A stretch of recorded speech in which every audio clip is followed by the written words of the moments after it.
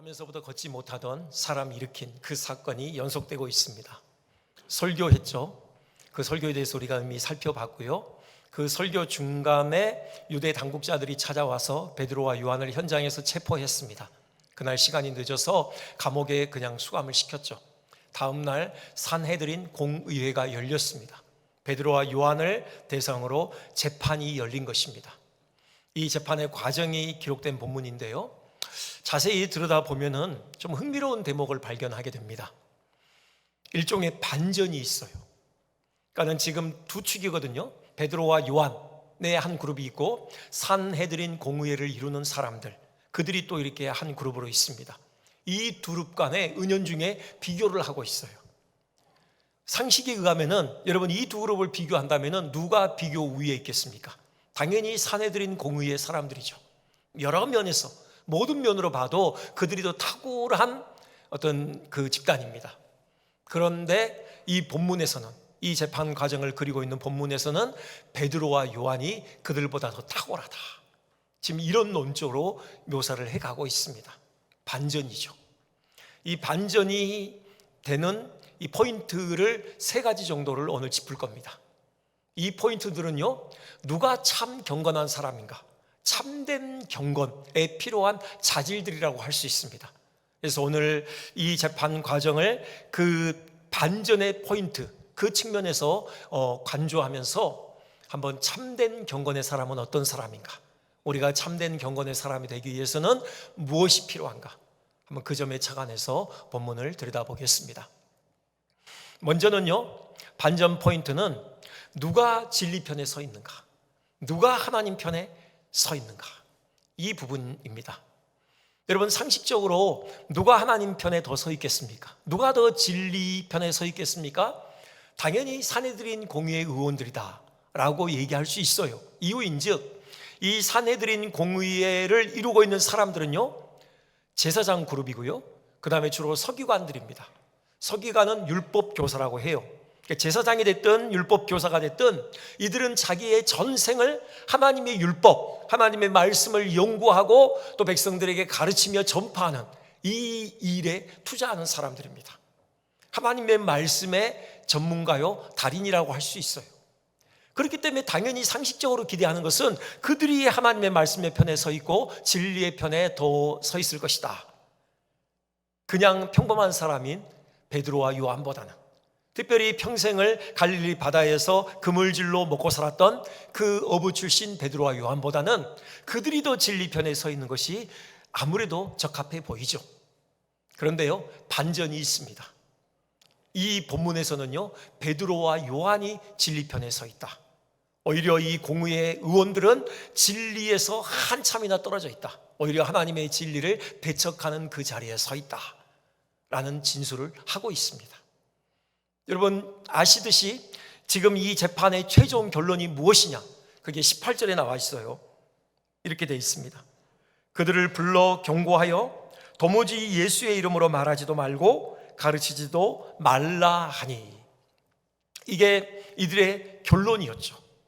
그러니까 예수의 이름으로 가르치지도 말고 말하지도 말라, 일체 예수의 이름을 입 밖에 내지 마라. 이들의 태도는 일관돼요. 사실 예수님을 그렇게 배척했잖아요.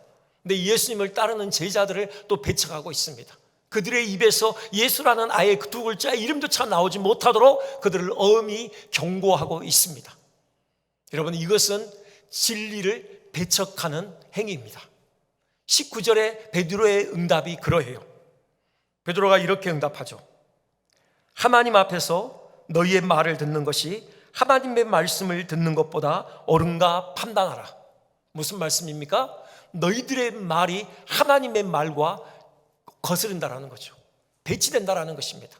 너희들의 말을 듣는 것은 하나님의 말씀을 거스르는 것이 된다. 곧 너희들은 진리 편에 있지 않고 하나님의 말씀의 편에 있지 않다 라고 그렇게 정면으로 그들의 잘못을 지적하고 있는 것입니다. 베드로는 무엇을 선택합니까? 베드로와 요한은 20절에 보면 이렇게 얘기하죠. 우리는 보고 들은 것을 말하지 아니할 수 없다. 예수님을 계속 선포하겠다라는 겁니다. 그들의 입에서 예수라는 그 이름의 두 글자가 연이어서 선포될 거라는 겁니다. 그 예수가 그리스도요 구주이시고 하나님의 아들이심을 계속해서 선포하겠다라는 것이죠. 이것이야말로 진리편에 섰다라는 증거입니다. 그러니까 상식을 벗어나서 누가 진리편에 서 있나, 누가 하나님의 편에 서 있나 라고 했을 때 답은 베드로와 요한이라는 것이죠. 오히려 사내들인 공의의 의원들, 그 종교 지도자들, 그들은 진리를 배척하는 자리에 서 있었던 것입니다. 지난 시간에 우리가 유대인들의 실패에 대해서 생각해 봤습니다. 그들은 겉으로는 그 모양에 있어서는 흠이 없는 경건의 모양을 훌륭히 갖추고 있는 사람들이었죠. 하지만 베드로가 그들을 향하여 회개하고 하나님께로 돌이키라 권면했습니다. 그들은 하나님께로부터 멀어져 있었던 것이에요. 이 유대 지도자들도 동의를 한 그런 영적 실상을 가지고 있었습니다. 이들은 하나님의 말씀의 전문가라고 자타가 공인하는 사람들로서 지금 하나님의 법의 근거에서 지금 판결을 내리는 그 자리에서 결국은 하나님의 말씀과 전혀 상관없는, 하나님과는 전혀 배치되는 그런 판결을 내리고 말았던 것입니다. 하나님의 말씀의 전문가라고 하지만 하나님의 말씀을 배척하는 그런 위치에 이들은 서 있었던 것이에요. 여러분, 이것은 여전히 우리에게 경각심을 주는 것입니다. 베드로의 도전의 말씀, 그 도전의 말씀은요 우리에게도 여전히 유효합니다. 너희가 하나님 앞에서 과연 옳은가 판단하라. 너희가 과연 지금 하나님 편에 서 있는지 아니면 하나님과 멀어져 있는지 스스로 돌아보라 라는 그런 도전의 말씀, 우리가 늘 돌아봐야 해요.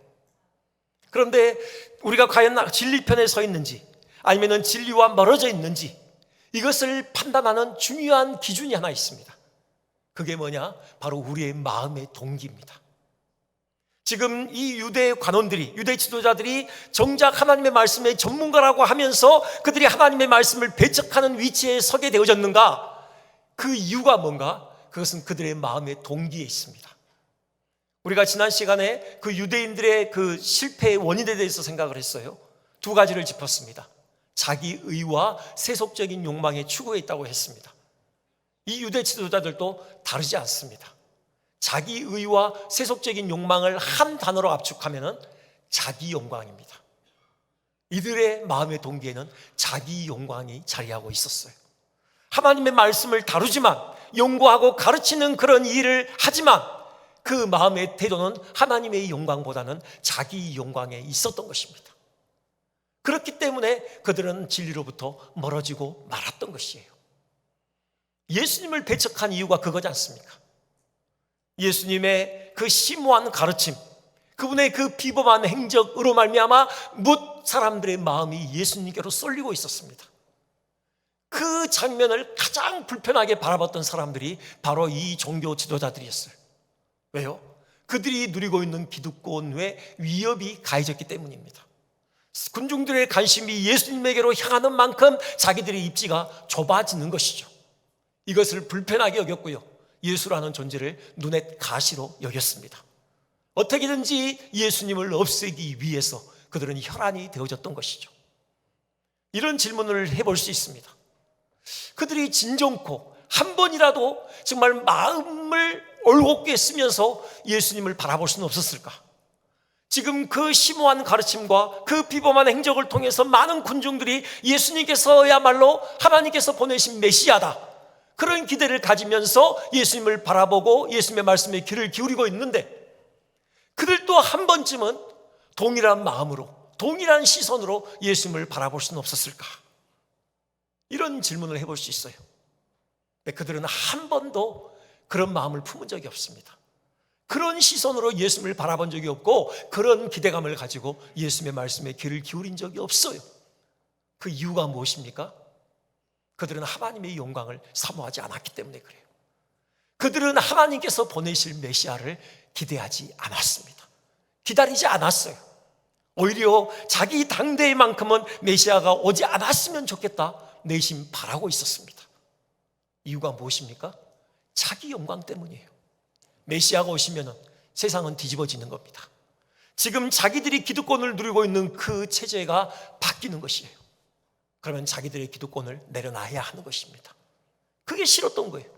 그래서 내심 메시아가 안 왔으면, 느껴왔으며 하는 그런 바람을 가지고 있으니 예수님을 올곧은 마음으로 정말 진정 어린 시선으로 예수님을 바라볼 수 없는 것이죠. 그저 눈에 가시로였습니다.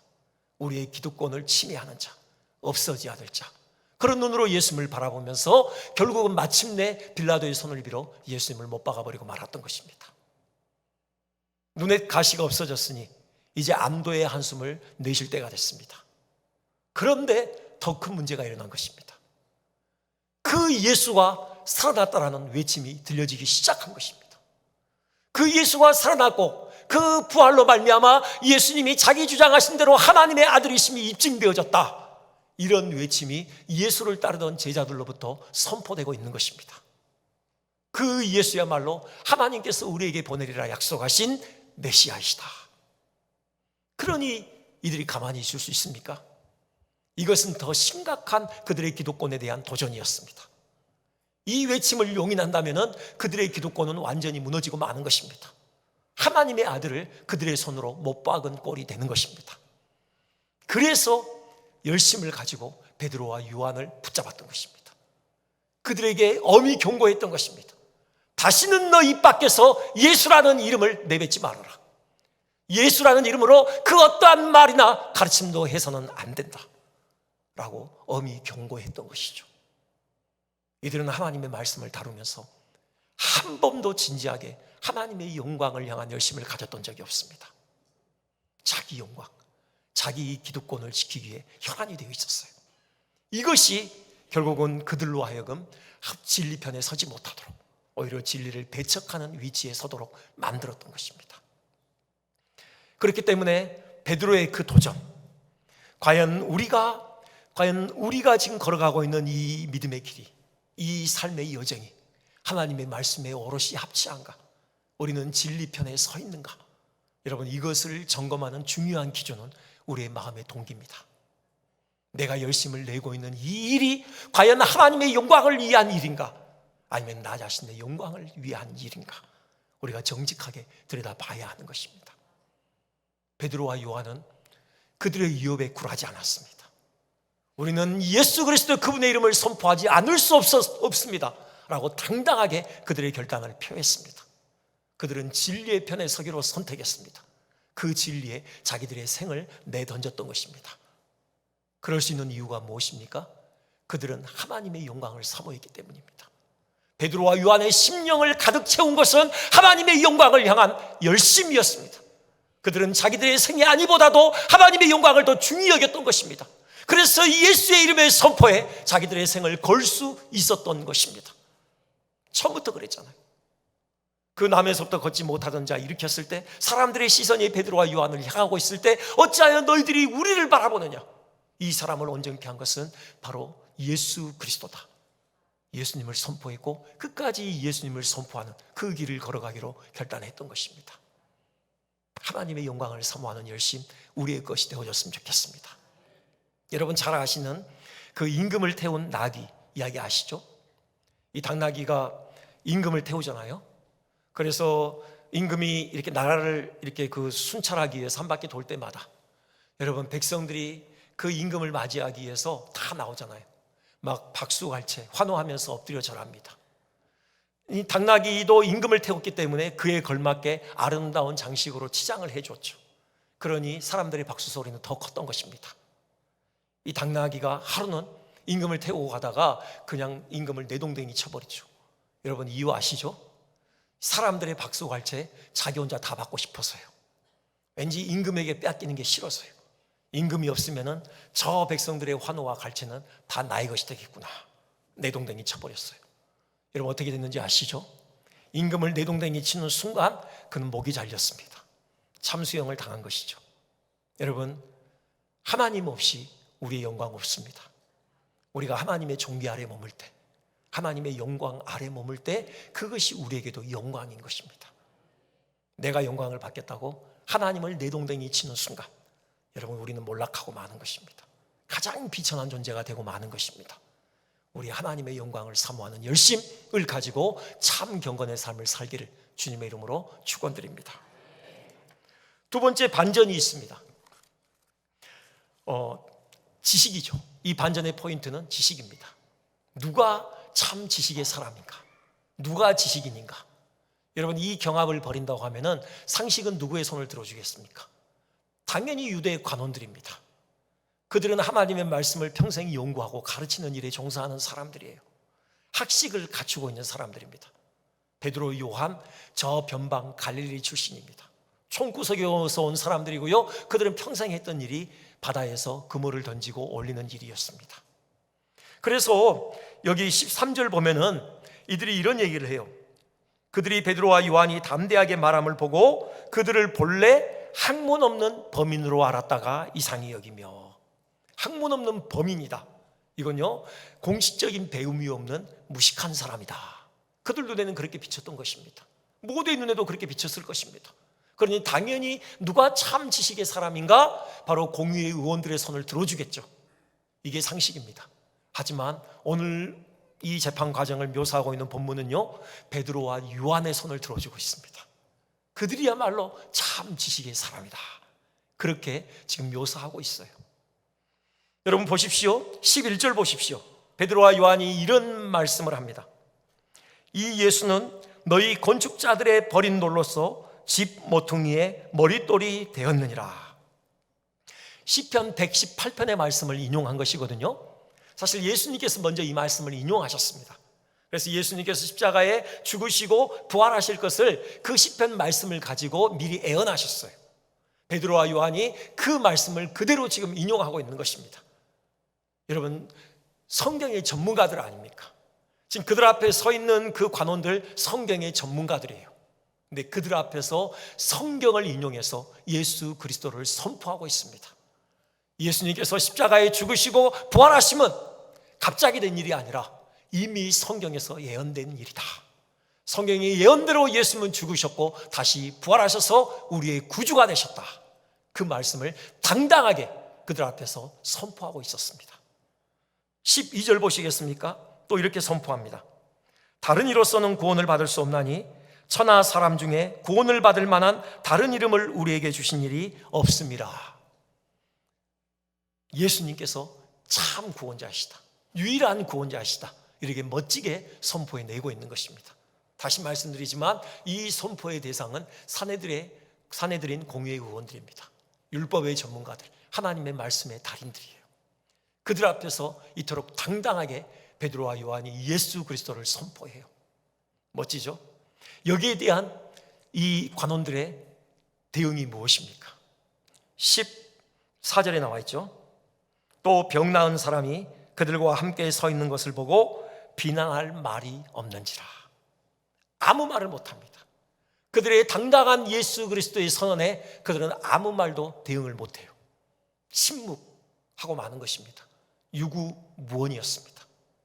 여러분, 누가 더 지식인입니까? 적어도 이 재판 과정에서는 베드로와 요한을 참 지식인으로 그려내고 있습니다. 그들을 침묵하게 만든 진정한 지식을 가지고 있는 지식인들, 베드로와 요한이다. 지금 그렇게 선언하고 있는 것입니다. 물론 절대적인 지식의 양에 있어서는 공의의 의원들이 많았겠죠. 하지만 그 지식의 질에 있어서만큼은 참 지식의 사람은 베드로와 요한이었던 것입니다. 그렇습니다. 예수 그리스도를 아는 지식이야말로 참 지식입니다. 다른 많은 지식 중요합니다. 일반 은총에 의해서요. 하지만 그 많은 지식을 다 갖추지 못하더라도 우리가 반드시 견지해야 될 지식이 있습니다. 예수 그리스도를 아는 지식입니다. 예수 그리스도를 아는 지식만큼은 우리가 이 생이 마감하기 전에 반드시 우리가 깨달아야 합니다. 반드시 우리가 붙들어야 하는 것입니다. 사도 바울이 그런 고백을 하죠. 빌립보서인가요? 빌립보서 3장 8절 이렇게 고백합니다. 또한 모든 것을 해로 여김은 내 주 그리스도 예수를 아는 지식이 가장 고상함을 인함이라. 여러분, 사도 바울의 이 말은 우리가 믿을만 해요. 그는요 대학자 아니었습니까? 당시에 네로라 하는 학자였습니다. 율법학자뿐만이 아니라요 많은 철학을 섭렵한 사람이에요. 그가 아테네에 섰잖아요. 세계의 유수한 철학자들이 모이는 그 아테네 아레오바고에 서서요 그 유수한 철학자들 앞에서 전혀 꿀림이 없이 하나님의 말씀을 선포합니다. 그들이 이해할 수 있는 그 수준으로 복음을 선포해요. 로마인이면서요 유대 총독이었던 베스도는 바울의 학문에 대해서 이렇게 평합니다. 바울이 예수 그리스도의 부활을 선포하거든요. 그때 베스도가 한 말이에요. 바울아, 네가 미쳤도다. 네 많은 학문이 너를 미치게 한다. 예수님의 부활을 선포하니, 죽은 자의 다시 살아남을 선포하니 베스도는 이해할 수 없었던 거죠. 베드로의 그 많은 학문이 드디어 저를 미치게 하는구나. 그렇게 지금 얘기하는 것입니다. 그 정도로 베드로는 네로라는 학자였어요. 그가 하는 고백이 뭡니까? 예수 그리스도를 아는 지식이 가장 고상하다. 그래서 그는 또 이렇게 고백합니다. 고린도전서 2장 2절이죠. 내가 너희 중에서 예수 그리스도와 그의 십자가에 못 박히신 것 외에는 아무것도 알지 아니하기로 작정하였습니다. 예수님을 아는 지식 외에는 다른 것은 다 버려도 좋다. 지금 그렇게까지 사도 바울은 고백하고 있는 것입니다. 다시 말씀드리지만 예수 그리스도를 아는 지식 꼭 붙들어야 합니다. 베드로의 이 선언을 통해서 우리가 그 지식의 유용성을 다시금 확인할 수 있어요. 구원을 주는 지식입니다. 다른 이름으로는 구원을 얻을 수 없다고 얘기해요. 여러분, 다른 지식으로 우리가 구원을 얻을 수 있는 게 아닙니다. 예수 그리스도를 아는 지식, 오직 그것으로만 우리에게 구원이 온다라는 것입니다. 여러분, 그 선비와 벳사공 이야기 아시죠? 아주 전해져 내려오는 이야기, 여러 버전으로 전해져 내려옵니다. 근데 제가 들려줄 버전, 이런 버전입니다. 선비가 그 사대부 양반 가문의 자제예요. 그가 이제 과거 시험을 보러 이제 떠나는 것입니다. 공부 열심히 하고 이제 드디어 이제 도서 지역으로 가요. 그래서 배를 타고 가요. 벳사공이 열심히 배를 젓고 있는데 자기의 지식을 좀 자랑하고 싶은 겁니다. 그래서 벳사공에게 묻습니다. 여보게, 자네 논어를 아는가? 벳사공이 뭐라고 답하겠습니까? 전어도 알고 보고도 아는데 논어라는 생선은 처음 듣습니다. 그래요. 쯧쯧. 아이고, 자네는 인생의 4분의 3밖에 모르는구만. 그래요. 그걸로 끝나지 않죠. 그러면 자네 대학은 아는가? 그러죠. 대학이라뇨. 그건 처음 듣는 단어입니다. 어이구, 자네는 인생의 절반밖에 모르는구만. 그래요. 근데 갑자기 막 비가 들이치기 시작하고 막 이렇게 막 폭풍우가 이렇게 일어나는 것입니다. 배가 뒤집어지게 생겼어요. 그러자 벳사공이 선비에게 그렇게 묻잖아요. 그런데 선비님, 배가 곧 뒤집힐 것 같은데 선비님, 수영은 할 줄 아십니까? 그러자 선비가 이렇게 대답하죠. 아니, 선비가 어찌 수영을 한단 말인가? 할 줄 모르네. 그러자 사공의 답변입니다. 선비님은 이제 인생을 다 사셨습니다. 안녕히 가십시오. 여러분, 굳이 수영을 지식이라고 범주에 포함시킨다면 여러분, 논어나 대학을 아는 지식이 그의 육체적인 생명을 보존할 수 없었던 것입니다. 수영을 아는 지식이 필요했어요. 이것처럼요, 예수 그리스도를 아는 지식이야말로 우리에게 영원한 생명을 가져다 줍니다. 우리 영혼을 살리는 유일한 지식은 예수 그리스도를 아는 지식이에요. 그리고 또 베드로가 그렇게 고백하죠. 예수님께서 건축자들의 버린 돌이었는데 모퉁이의 머릿돌이 되셨다고요. 머릿돌은 추춧돌입니다. 그 집이 견고하게 세워지기 위해서 반드시 필요한 돌이에요. 여러분, 예수님을 알 때 우리 인생의 집을 바르게 세울 수 있는 겁니다. 예수 그리스도를 아는 지식이야말로 우리 인생이라는 집을 견고하게 세울 수 있는 것입니다. 예수께서 우리의 추춧돌이 되시기 때문입니다.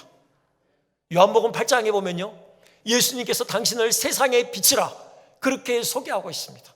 한번 볼까요? 8장 12절 우리 한번 같이 한번 봉독해 보겠습니다. 자, 시작. 나는 세상의 빛이니 나를 따르는 자는 어두움에 다니지 아니하고 생명의 빛을 얻으리라. 아멘. 여러분, 이 말씀의 배경은 초막절입니다. 그때 의식이 행해졌는데요, 성전 경내에 큰 횃불을 피워요. 4개를. 그리고 레인으로 구성된 오케스트라가 밤새 연주합니다. 잔잔한 음악이 흘러요. 그때 여인들이 손에 횃불을 들고요, 마음껏 춤을 춥니다. 그렇게 밤새 놀아요. 그건 뭐냐? 자기 조상들 출애굽에서 광야를 지내는 동안 하나님께서 불기둥과 구름기둥으로 그들을 인도하신 그 은혜를 기리는 의식이었던 것입니다. 그 의식을 배경으로 해서 예수님께서 나는 세상의 빛이다 라고 말씀을 하셨어요. 그게 의미하는 바가 뭡니까?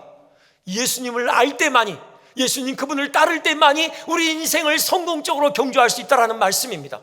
우리 인생의 방향을 지시해주는 그 빛이 예수님이시고, 그 방향을 향하여서 한 걸음 한 걸음 내디딜 때 우리의 발걸음을 비춰주시는 분이 예수님의 빛이라는 것입니다.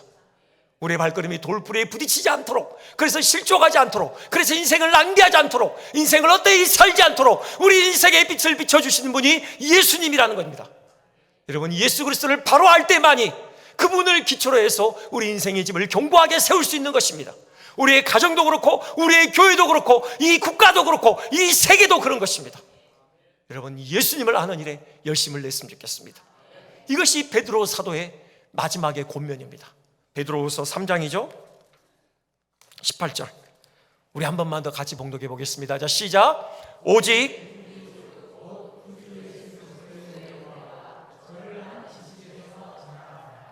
아멘. 그런 은혜가 있기를 소망합니다. 마지막 한 가지 더 살펴보겠습니다. 마지막 반전 포인트, 그건 능력입니다. 누가 능력자인가? 여러분, 상식은 당연히 또 공의의 의원들의 손을 들어줄 것입니다. 그들의 손에는 현실적인 권력이 있습니다. 로마의 식민 지배하에 있었지만요, 황제로부터 자치권을 부여받았습니다. 자치권을 나름 행사할 수 있는 권력이 있었어요. 사내들인 공회는 여러분 아시듯이 70명과 대제사장 1명으로 구성되죠. 오늘날로 치자면은 국회와 대법원을 합쳐놓은 그런 기관입니다. 사법권과 입법권을 가지고 있어요. 막강한 권력이 있습니다. 여러분, 베드로와 요한 성전에서 설교하고 있는데 잡아버리잖아요. 감옥에 집어넣어버립니다. 그리고 재판하게 재판정에 세워요. 이런 권력이 있었습니다. 그러니 당연히 누가 능력자인가? 사내들인 공의회 의원들의 손을 들어주겠죠. 근데 상식에 반하게 오늘 본문은 베드로와 요한이야말로 진정한 능력자다, 그렇게 설파하고 있습니다. 여러분, 베드로와 요한 옆에 또 한 사람이 서 있었습니다. 40년 동안 걷지 못하다가 베드로의 오른손을 잡아 일으킬 때 함께 일으킴을 받아 온전케 된 그 사람이 지금 베드로와 요한 곁에 서 있었어요. 그것이 의미하는 바가 뭡니까? 베드로와 요한이야말로 진정한 능력자라는 거죠. 40년 동안 걷지 못하던 그 불구의 몸을 온전케 하는 하나님의 능력이 흘러가는 통로로 그들은 사용된 것입니다. 그것만이 아니죠. 베드로와 요한으로 말미암아 그가 온전케 된 것은 그 육체만이 아니라고 했습니다. 무엇보다도 그 영혼이 온전케 되어졌어요. 영원한 생명을 부여받게 된 것입니다. 이번에 남미 여행하면서요, 선교사님 한 분을 만났는데 서로 소개를 하죠. 아현 장로교회를 섬깁니다. 그랬더니 밤에 아마 홈페이지 들어와서요, 제 설교를 봤나 봐요. 보셨나 봐요. 다음날 설교 잘 들었습니다 하면서 질문을 하시는 거예요. 그 질문이었어요. 제가 진정한 능력은 육체를 온전케 하는 게 아니라 그 영혼을 온전케 하는 것입니다. 그거 가지고 그 사람이 구원받았습니까? 물으시더라고요. 어떻게 확신합니까? 그래서 저는 확신합니다. 그러면서 근거를 댔습니다. 그 근거 중에 하나가요, 베드로와 요한의 그 설교에 의해서요, 여러분, 그때 믿었던 남자만 5,000명이라고 했습니다. 하나님께로 돌이키라는 그 설교에 의해서 하나님께로 돌이키는 성령의 역사에, 바로 5,000명이 하나님께로 돌이키는 그 성령의 역사의 통로로 베드로와 요한이 사용되어졌죠. 그 5,000명 가운데 어찌 그 걷지 못하던 사람, 고침받은 사람이 없었겠습니까? 당연히 있었을 것입니다. 누구보다도 베드로의 설교에 집중해서 귀를 기울였을 것입니다. 자기를 낫게 한 그 예수라는 분이 누구인가를 지금 베드로가 증거하고 있을 때 어찌 그가 관심을 갖지 않았겠습니까? 초집중해서 베드로가 증거하는 그 예수가 누구인가에 대해서 그는 들었을 것입니다. 그리고 가장 먼저 내가 예수를 믿겠습니다라고 가장 먼저 손을 들었을 것이에요. 그리고 오늘 그가 구원받은 또 하나의 증거는 바로 그것입니다. 그가 도망가지 않고 사내들인 공의회 앞에 베드로와 요한과 함께 서 있었다는 것입니다. 증인으로 세우기에는 불리해요. 공의회 의원들은 관원들이 부른 게 아닙니다. 자기 스스로 온 거예요. 도망치지 않고 베드로와 요한에게 당할 위협이 무엇이든지 함께 감수하기로 결단하고 그는 그 자리에 섰습니다. 자기를 고친 것이 바로 예수임을 증거하기 위해서 그도 그 자리에 함께 서 있었던 것이죠. 베드로와 요한이야말로 능력자 아닙니까? 그렇게 그 영혼을 온전케 만든 그 하나님의 능력의 통로로 베드로와 요한이 사용되어졌던 것입니다. 그리고 그 5,000명이 하나님께로 돌이키는 그 성령의 역사의 통로로 또 베드로와 요한은 사용되어졌고요. 사내들인 공의의 의원들, 자기 손에 들려진 권세로 사람을 살리는 것이 아니라 오히려 사람을 죽이는 일을 했습니다. 하나님의 아들이신 예수님을 십자가에 못 박았고요. 그 예수님을 따르는 제자들, 그들의 생명을 위협하는 일을 했고요. 스데반은 돌로 쳐 죽이기까지 합니다. 누가 진짜 능력자입니까? 베드로와 요한입니다. 간단하게 이 이야기만 드리고 말씀을 마치겠는데요, 이 경건의 능력, 정말 이 하나님의 능력이 흘러가는 통로가 무엇인가 잘 보여주는 일화가 하나 있습니다. 일본에요, 미즈노 겐조라는 이름의 시인이 있습니다. 그 시인의 별명이 있는데요, 눈 깜빡이 시인이에요. 이유인즉 그가 어릴 때 10살 때쯤인가 심하게 홍역을 앓아요. 그 후유증으로 전신마비가 오고 맙니다. 모든 걸 움직일 수 없어요. 딱 하나 자의로 움직일 수 있는 것, 자기 힘으로 움직일 수 있는 건 눈 깜빡이는 거예요. 눈동자 굴리는 거, 이거요. 절망하고 있는데 그 소식을 듣고 한 목사님이 그를 찾아와서 성경을 선물로 줘요. 그때부터 성경을 읽기 시작해요. 어떻게 읽었냐? 어머니의 도움을 받죠. 어머니가 부축해서 겨우 이렇게 엎드립니다. 그리고 성경을 펴나요? 그러면은 자기 스스로 넘길 수 없어요. 그러면은 눈을 깜빡입니다. 그럼 어머니가 또 책장을 넘겨주고, 다 읽으면 눈을 깜빡이면 또 넘겨주고, 이런 식으로 성경을 읽어요. 성경을 그렇게 읽다가 결국 예수님을 만납니다. 예수님을 믿게 되어져요. 벌레만 또 못한 인생이라고 생각했어요. 그런 자기를 위해서 창조주이신 하나님께서 인간의 몸을 입고 이 땅에 오셨고 십자가에 못 박고 죽으셨다는 사실을 깨달아요. 감격해서 울고 또 울었다고 합니다. 그때부터 삶을 대하는 태도가 달라집니다. 아무리 봐도 감사의 제목을 찾을 수 없는데 그의 내면에 감사가 넘쳐요. 찬송이 넘칩니다. 그걸 표현해내고 싶습니다. 표현할 길이 없죠? 어머니의 도움을 받아요. 어머니가요, 일본 글자를 쫙 나열한 걸 이렇게 세워놓고요, 막대기로 한자 한자 짚습니다. 자기가 원하는 글자가 있으면 눈을 깜빡여요. 어머니가 종이에 적습니다. 그렇게 해서 시를 써요. 이분이 47세에 하나님의 부르심을 받습니다. 그때까지 4권의 시집을 출판합니다. 이 사실이 알려지고 일본 NHK 교육방송에서 그의 이야기와 그의 시집을 다룹니다. 그의 시집은 일본의 베스트셀러가 됩니다. 많은 사람들이 그의 시집을 읽고 위로를 받고 격려를 받고 감동을 받고 힘을 얻습니다. 복음을 전달받게 되는 것입니다. 그의 시 몇 개를 읽어드리려고 합니다. 평범한 일상이지만 하나님의 은혜와 사랑에 감사하는 감사의 내용입니다. 한번 보여주시겠습니까? 오늘 하루도 신문 냄새에 아침을 느끼고, 냉수의 시원함에 여름을 느끼고, 풍경 소리의 서늘함에 저녁을 느끼고, 개구리 소리가 드높아 밤을 느끼네. 오늘 하루도 끝이구나. 한 가지 한 가지 일에 하나님의 은혜와 사랑을 느끼며. 아멘. 그리고 또 이런 게 있습니다. 그 사람들이요, 미즈노 겐조 씨에게 한참 얘기하고 왔어요.